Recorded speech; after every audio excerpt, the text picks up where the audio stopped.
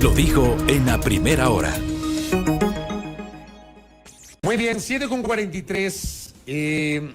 Acá don Jorge Ordóñez dice, respetarle la opinión del abogado, pero si invitan a otro va a opinar otra cosa. ¿Quién tiene la razón? Miren ustedes que el viernes yo entrevisté en Guayaquil al doctor Julio César Cueva, que tenía una opinión distinta.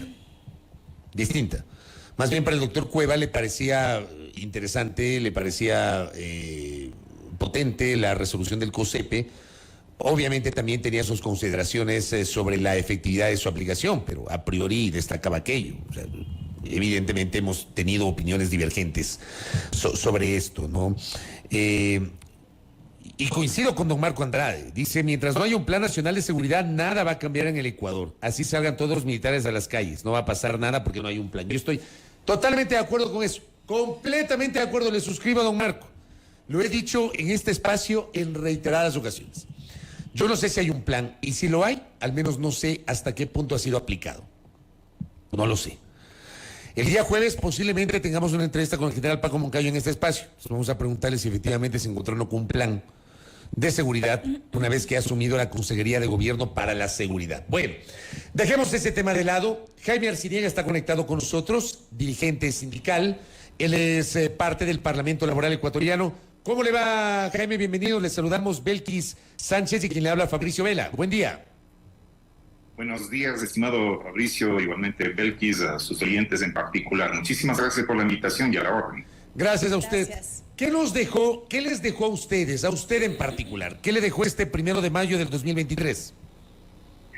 Bueno, mire, ¿qué nos dejaron? Diría yo, quienes lucharon por eliminar la esclavitud, la explotación de aquellos obreros que en su época marcaron las páginas de la historia.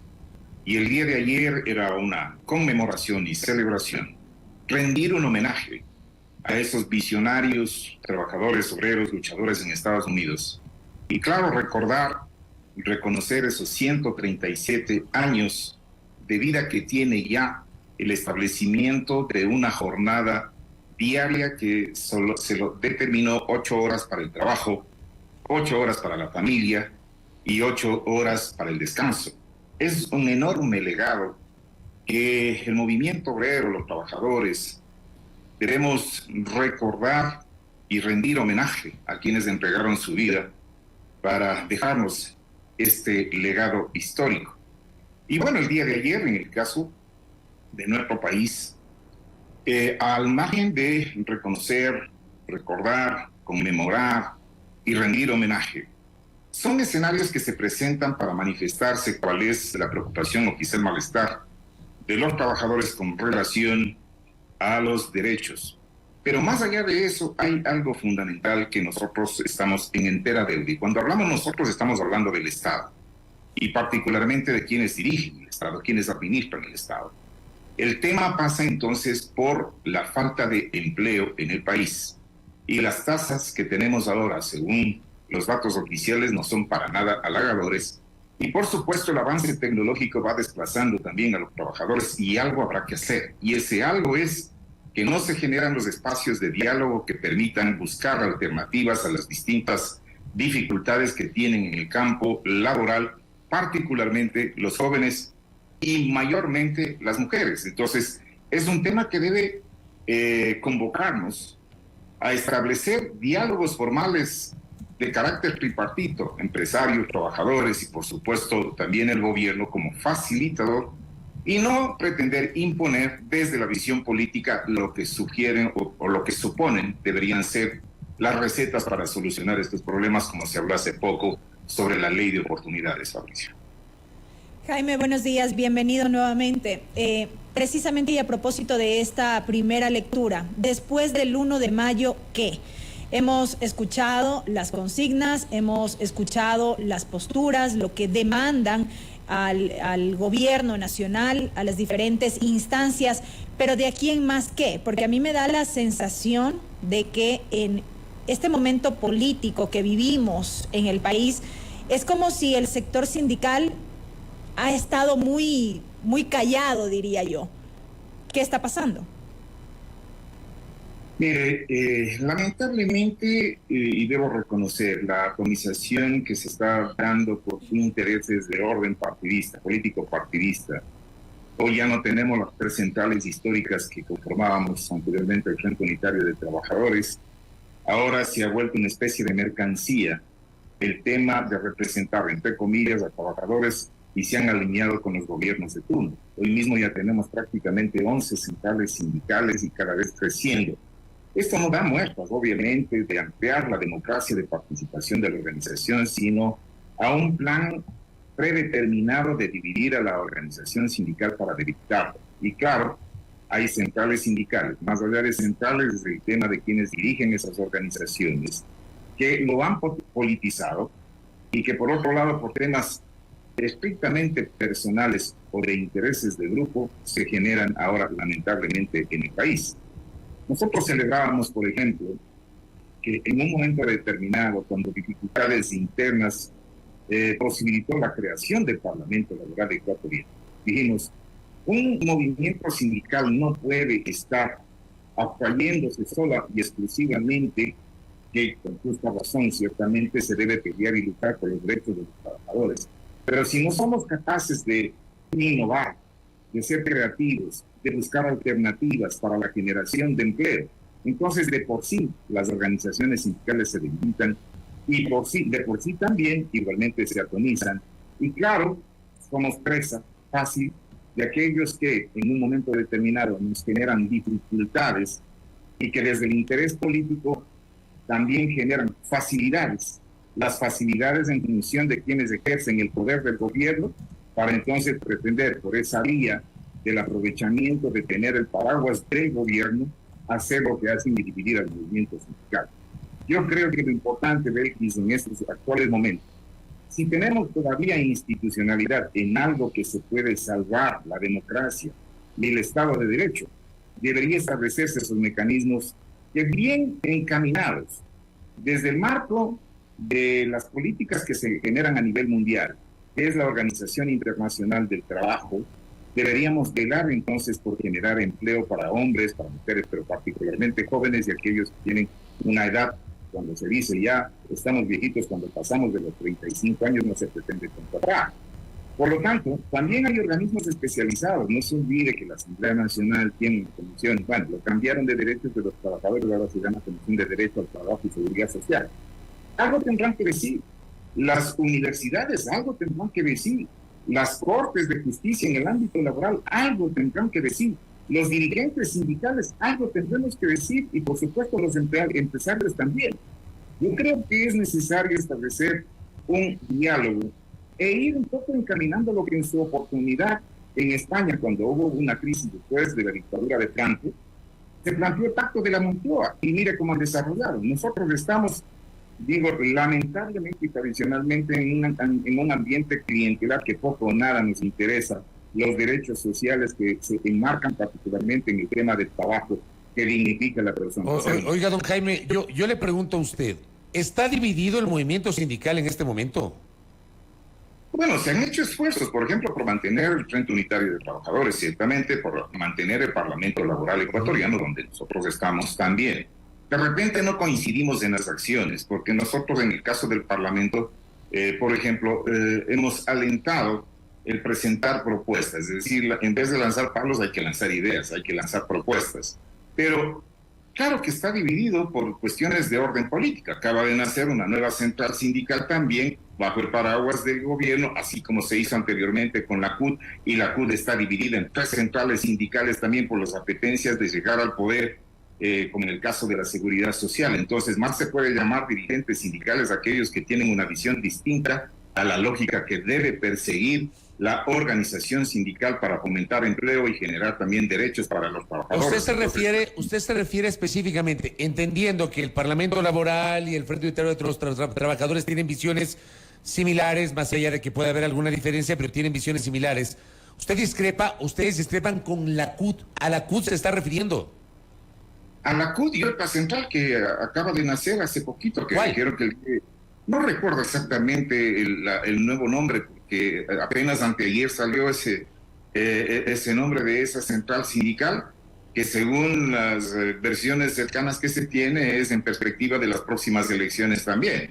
Entonces, sí, en el caso del FUD nosotros siempre hemos dicho, a ver, valoramos las propuestas que puedan hacerlo y por supuesto también lo respetamos, así como también en el caso nuestro.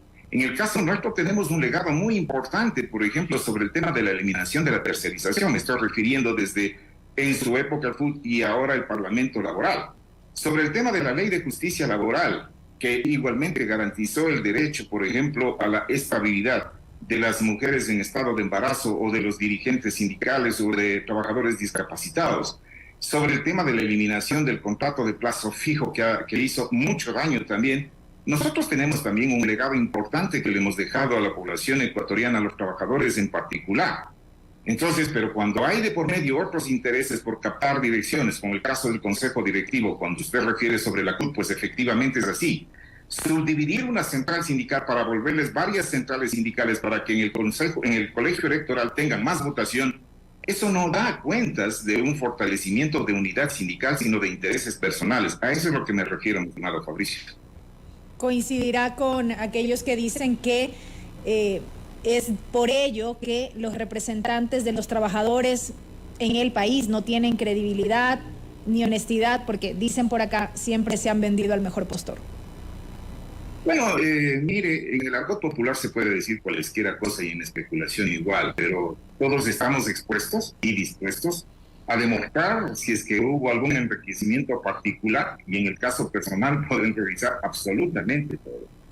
Y lamentablemente en las especulaciones que vienen también de estos sectores interesados, por ahí hablaron inclusive de la central de la CER, decían que son dirigentes corruptos y todo lo demás. Yo no sé los problemas internos que tenga la CER, que ciertamente en su momento tuvo inclusive con nosotros, porque hay actitudes que no se comparecen, y por eso nosotros dijimos, oigan, el movimiento sindical tiene que dar muestras claras de transparencia, y de la transparencia implica democracia, y el sentido de la democracia es ejercer el voto directamente por cada afiliado, por cada organización asociada a las confederaciones. No obstante, no podemos desconocer también que ha habido una lucha muy importante a través del FUD en su historia, y nosotros como Parlamento Laboral damos cuenta también de nuestros actos, y ahí está.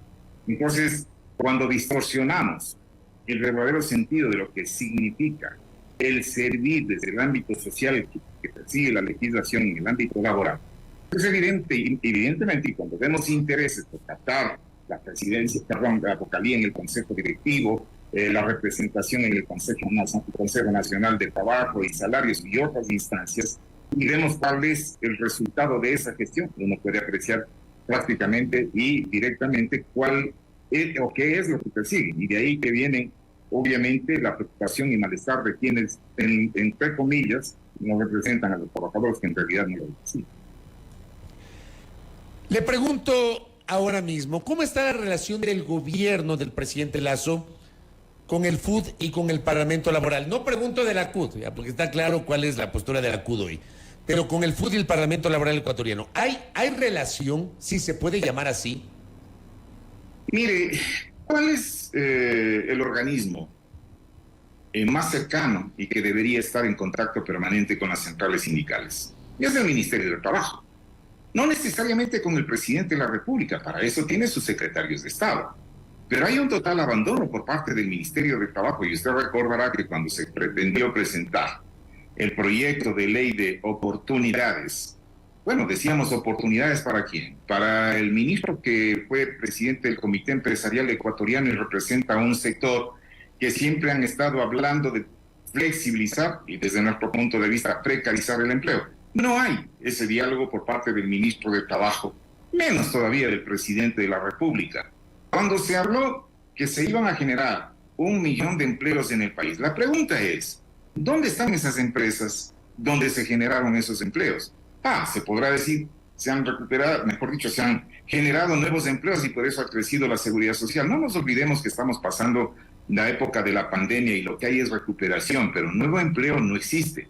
Si miramos que alrededor del 3.9% de la población está desempleada, eso significa más de 320,000 ecuatorianos que están en el desempleo. Y los que están en el subempleo es mucho más alto todavía. Estamos hablando del 19.3%, que aproximadamente están entre 1.600.000 y 1.700.000 ecuatorianos que están subempleados. Entonces, estos temas debe acudir a los organismos del Estado. Debería estar ahí, por ejemplo, el Ministerio de Industrias, el Ministerio de Comercio, el Ministerio de Trabajo, por obvias razones, el propio presidente de la República, las cámaras, las universidades, las centrales sindicales, dialogando sobre esto. Ahora, inclusive lo que se está hablando es de reformar la Ley de Seguridad Social. ¿Para qué? Para bajar el valor de las pensiones, para hacer un cálculo mayor con relación también a esas mismas pensiones, ya no sobre 5, sino sobre 10 o más años. Se está hablando de incrementar la edad para la jubilación, se está hablando de incrementar los años de servicio, bueno, en fin. Entonces lo vemos siempre, la iniciativa del gobierno en regresar a mirar a los trabajadores para golpearles a ellos, pero no asumen las responsabilidades que a su momento quebraron al Seguro Social, porque hoy mismo estamos pasando serias dificultades en cuanto a la prestación de servicios de salud por falta de recursos. ¿Pero ¿no? tienen algún tipo de relación o de diálogo con el ministro del Trabajo, por ejemplo? ¿Han hablado con Patricio Donoso o con alguna otra autoridad del Ministerio del Trabajo o no? Mire, nosotros tenemos relación, lamentablemente digo yo, y por otra se puede ver como virtud, con funcionarios de segundo orden, no con el presidente, no con el ministro. El ministro ciertamente es arquitecto y de repente no tiene interés de hablar sobre temas laborales y particularmente del derecho social. Pero el ministro ha sido dirigente gremial, dirigente de los sectores productivos. El ministro ha sido presidente de la Cámara de Agricultura, ha sido presidente del Comité Empresarial Ecuatoriano, ha sido vocero de las cámaras de la producción, o sea, él conoce los temas laborales. Sí, pero tiene intereses, pues, y los intereses van direccionados obviamente a su sector. El dirigir un organismo de esta naturaleza, el Ministerio de Trabajo, tiene que comprenderse que son 3 actores, no solamente un actor. Y por ende, entonces, acogiendo el convenio 144 de la OIT respecto de la consulta tiene que ser a los actores representativos, en este caso las centrales sindicales y por supuesto las cámaras. Aún él siendo parte de las cámaras, también estando como ministro, él debe conocer que el ejercicio o la dinámica del diálogo social es de carácter tripartito. Lamentablemente el desconocimiento de lo que significa los convenios internacionales y los procedimientos de aprobación y de sumisión hacen que el propio ministro desconozca, y no se diga a los funcionarios. Por eso es que hemos estado pidiendo auxilio a la OIT, que se capacite desde el ministro, desde los legisladores y por supuesto también a los funcionarios de menor rango para que la aplicación de esos convenios sean reales y a la par también en la emisión de los informes de cumplimiento de esos convenios deban hacerlo a la OIT, pero aquí al país poco o nada le interesa el ámbito internacional, poco o nada le interesa la buena imagen del país, y si queda mal la imagen, bueno, es un tema de carácter externo. Entonces no hay voluntad política ni conocimiento respecto de los derechos a que tenemos empleadores, trabajadores y por supuesto el gobierno. Entonces ahí viene esta distorsión de que el desconocimiento sobre temas tan importantes, y diría son fundamentales, pues lamentablemente estamos aislados. Y el ministro del Trabajo, como dijo en principio, yo tengo experiencia en el ámbito legislativo, yo fui vicepresidente, tengo 8 años para fomentar diálogo a nivel político, y esta ley de oportunidades va a ingresar tan pronto porque estoy acordando con los sectores políticos. No es así. El tema pasa por el diálogo entre los actores directos de la relación laboral, Fabricio, y no solamente porque se dice, entre comillas, tengo experiencia y por eso va a pasar esta ley. Hay que filtrar muchos, actores de la política también y por supuesto nosotros. Y precisamente hacia eso iba yo, Jaime, porque usted refería que se está hablando de una serie de modificaciones en materia laboral en varios sentidos. Sin embargo, no se termina de concretar la tan anhelada reforma al Código de Trabajo o el impulso de un nuevo Código de Trabajo en el país. Belkis, desde el Parlamento Laboral hemos señalado claramente que apoyamos toda iniciativa que pueda pretender mejorar las condiciones o los derechos de los trabajadores. Pero ¿qué es lo fundamental? Supongamos que en el país hacemos la mejor legislación y protectora del mundo, pero si no hay empleo, ¿de qué sirve esa ley? Si de por medio la diferencia salarial que hay en relación entre hombres y mujeres, hay una discriminación para ellas. Si a esa legislación se pretende hacer una legislación que más parece contrato colectivo, que tiene una virtud ciertamente el contrato colectivo, pero a nivel de ley es otra cosa.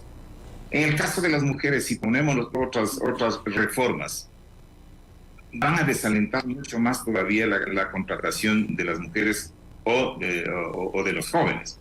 Entonces, el país lo que necesita es hacer inversión para generar empleo. Y para generar empleo tenemos que saber el crecimiento de la población económicamente activa, cuántos empleos demanda, así como también el crecimiento de los jóvenes en edad de trabajar. Ahora mismo tenemos profesionales de primera línea, capacitados aquí no solamente hasta el tercer nivel, sino de cuarto y más niveles ahora, que no tienen empleo o están haciendo actividades distintas para las que se prepararon. ¿Por qué? Porque no hay políticas de Estado que alienten y fomenten la inversión para la generación de empleo. Si se quiere generar empleo hay que ayudar también al emprendedor, sin duda alguna, y para eso están las empresas de servicio público que dependen del control del Estado para motivar e incentivar esa inversión para la generación de empleo. Pero aquí cada emprendedor tiene una cantidad de dificultades para poder establecerse, porque hay varios organismos, llámese Consejo Provincial, municipios, ministerios de salud, el propio Ministerio de Trabajo, sistema de rentas internas y todo lo demás, que desalientan la posibilidad de hacer inversión de los emprendedores. Hay que darles facilidades, no crearles dificultades y con ello, ni tan pronto con todas las dificultades para constituirse, ya estamos pensando en los impuestos. No hay un incentivo, no hay una motivación por parte del Estado, y de ahí viene el fracaso. Estoy hablando que más de 1.600.000 ecuatorianos están en el subempleo y más de 320.000 ecuatorianos están en el absoluto desempleo. Entonces debe llamarnos la atención de cómo cohesionar las secretarías de Estado para que en el ámbito también de las exportaciones se vea posibilidades, y desde el ámbito del comercio, la producción, se vean posibilidades, y desde el ámbito laboral, mirar los derechos de los trabajadores, pero con un crecimiento sostenido de las empresas también. Entonces hace falta dialogar, empezar a dialogar. Lamentablemente, como digo y vuelvo al principio, Belkis, estamos, y digo estamos porque somos parte del Estado, pero en particular quien está en deuda con el diálogo son los gobiernos a su turno que no fomentan estas posibilidades. Señora Arciniega, gracias por el tiempo para poder conversar justamente sobre la relación entre los sectores sindicales y obviamente su visión sobre lo que está pasando ahora mismo en el país a nivel de la coyuntura en materia laboral. Gracias, Jaime, muy gentil. Muy buenos días, gracias. Jaime Arciniega, quien es dirigente del Parlamento Laboral Ecuatoriano, conversando aquí en A Primera Hora. Primera Plana, todas las noticias, todas las voces.